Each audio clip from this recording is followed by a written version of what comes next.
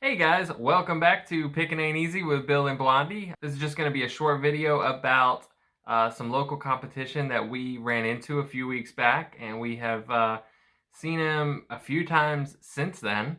We wanted to just kind of let you know about how we met him because it's actually a pretty funny story. Yeah. I'm going to let Blondie kick it off though, so go ahead, Blondie. We get to the yard sale. He had really good stuff. He did. And it was priced so low. So this guy, he didn't even seem interested in his own yard sale. He was like, I'm going to go fill up my coffee real quick if you guys don't care. And so, it gave us more of a chance to sit there and be like on our phones, eBaying, like checking and seeing how much his stuff was worth. Everything was immaculate. Everything was so nice. And everything was priced at like $1. So I thought, this guy has never yard saled before. Like, he doesn't know what he has. We're talking to him a little bit, right? We're talking to him a little bit and looking through his items. And, I pick up these clean Nike Vapor Speed cleats. Red and white cleats, clean. Never been, no creases in them, no dirt on them, clean, right? So I ask him how much they are, and he says they're $2, and then as soon as he says $2, he doesn't even flinch, and he goes right into talking about how he bought them for his son, but his son never wore them. He got interested in something else, so, now he's just looking to get rid of these cleats, and they're 13 and a half size. Yeah, and this guy does not, and I did think at the time, I'm like, dang, that's a large shoe. He doesn't look like he has a son that age, that could wear a 13 and a half, because he did have a little girl that was running around who looked like she might have been 3 or 4. And, but whatever. I thought, okay, obviously he does have a son that can wear a shoe that size. But it did pop in my head. I had all these cameras sitting there, and I was like, do they work? And he said, I don't know. My dad was a collector.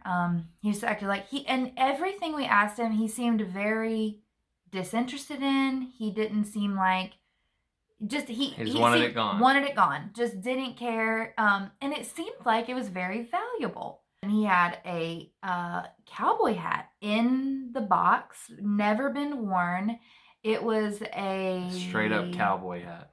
Yeah, a Clint Black cowboy hat. Clint Black? I thought it was like Tim McGraw. Oh, wait. Or was it George Strait? George Strait. It was a black cowboy hat, so it was someone not Clint. Famous. I don't know. Clint who? Clint Black is famous, but not nearly as famous as George Strait. Someone I'd heard of. It was I've a never George heard of Clint Strait Black. It was a black George Strait cowboy hat, and it was, what was the brand? George Strait? No. Then we paid for our stuff. He gave us. We did not get the cowboy hat. We paid him. He gave us a couple things for free. We walked away thinking that we just stole from that man. Yeah. Yeah. That's how we walked away from that. The next week, for some reason though, I was interested in this guy. So she gets fixated on things. I do. I get really fixated Gets on obsessive. Things. But not just this guy in particular. When we leave yard sales, I think about the people all week long. Yeah. Like their lives. And she's brought that up in other videos, especially the one where she almost cries at an estate sale. So. Yeah. So I just like to know about people. It sounds really creepy to say, I like to observe people, but I don't know how else to say it. And she's people watching. Yeah. Yeah. And I'm just interested. I like to figure people out, and I couldn't figure this guy out. Fast forward a week to the next Saturday. We are at our first yard sale of the day, and we leave, we're getting in the car, and I look up, and that guy is leaving the sale, and I'm like, where did he come from? That's so weird. We didn't even see him there. 3 sales later, we're in a different kind of town, basically, or different area of where we live, and we see him in his car on his phone. And I say, this is so stupid and kind of embarrassingly arrogant. I said to Tim, that's right. We inspired him. That's right. That is what she said. Us two dummies looking at his yard sale on our phone, looking up everything. Well, let me say this too. He seemed interested in us as well. Clearly, this guy's never been to a yard sale. He certainly never had one until today. I think we inspired him to go see what yard sales are about. And so he's in his car looking at his phone. And I said, oh, like today's yard sales have been a real disappointment. Like it was just all the sales were bad that day. I said, I hope he doesn't get like disappointed and discouraged and not ever yard sale again, because this isn't how it normally is. Blondie felt bad for him. Like, yeah. And so I was like, but what's he doing in his car? Like on his phone. And Bill said he's probably looking stuff up on eBay. Then we figured out, well, maybe he's just trying to like put it in his navigation to figure out where he's going to next. Yep. And so the whole time though, I was saying he's looking it up on eBay. Yep. That's what Tim thought. He's looking something up on eBay. So the next day, Tim goes to work. And occasionally, for no reason at all, I'll just like think of worst case scenarios, like the most bizarre, random worst case scenarios. So, you know, we'd seen this guy a week prior at his yard sale, and we saw him twice at the yard sales that we went to the day before. So we had been watching that show, You. And so like it pops in my head, what if this guy's a stalker? But like I knew he was not. Like it was insane, but I like worked myself up. So I had that thought that was insane and not founded on anything. And about 2 minutes after having that thought, Tim sends me a text and says, you'll never guess who I just saw in the car beside me pulling into work. And I was like, who? And he said, the guy from the yard sale yesterday. So then like my heart starts pounding and I'm like, oh my gosh. I did a double take. I looked over. It was one of these. It was like it was insane. I could not believe it. I've never seen this person before in my life. Mm-hmm. And now I've seen him four times in 2 weeks. In one week. In 1 week. Yeah. So it was just kind of weird. And so I'm sure a lot of you ladies may do the same thing. Like if you want to find somebody, you're going to find them, like online. I'm going to make a long story short and say I found his Facebook page. And I scrolled down like his post a little bit, and there was one post that was an eBay listing for something. And I was like, that's odd. Like he knows it. He even knows about eBay. And I click it and I see that this guy has a eBay store with almost 200 listings and over 1,000 feedbacks, which means that let me just say, out of everything that we've sold, we've only ever gotten one feedback, right? Yeah, we have one feedback. I would say there's a good chance he's sold 5,000 things on eBay. Like we've sold 18 items and we have one feedback. Yeah. So if that says anything, he has over 1,000 feedbacks. And so I'm like, I am shook. I'm like, we got. Like, big time. Got. And I'm like, but why did he sell us all these treasures for so cheap? It's been a few weeks and we haven't sold one of them. We bought an eBay seller's trash. Yep. And we had no idea. Like, I'm sitting there thinking, this guy's never even had a yard sale. Did he even know yard sales existed till today? And he's a flipper. So he got us. He got us good. It took me a full 2 days of processing for my mind to fully wrap around that this is the case. I couldn't really, because I feel like I can figure people out pretty easily.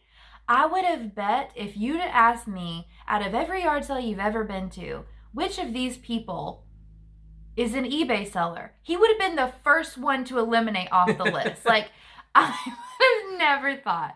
So the one funny thing is that we figured out, or we think we figured out, this guy does not have a son at all. Based on his Facebook page, he has the one little girl. So he lied to us about the cleats. Yeah. He lied to us about the hat.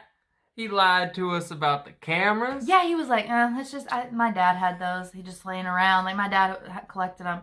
There's no way. Like, because one thing that you'll see a lot of flippers do, especially if it's cheap, is just pick up a camera. Well, he was picking up those cameras and then didn't look them up and got home and they were worthless. But what is so crazy to me is how easily and calmly he lied. Like, I don't want to, just kind of like had these stories all ready to go, but just like it was nothing. Like, he was not overly elaborate. He was good. Well, it was like 2 weeks later. And he actually, that huge neighborhood sale that we went to, where we went to like over 50 homes, that's the neighborhood that he lives in.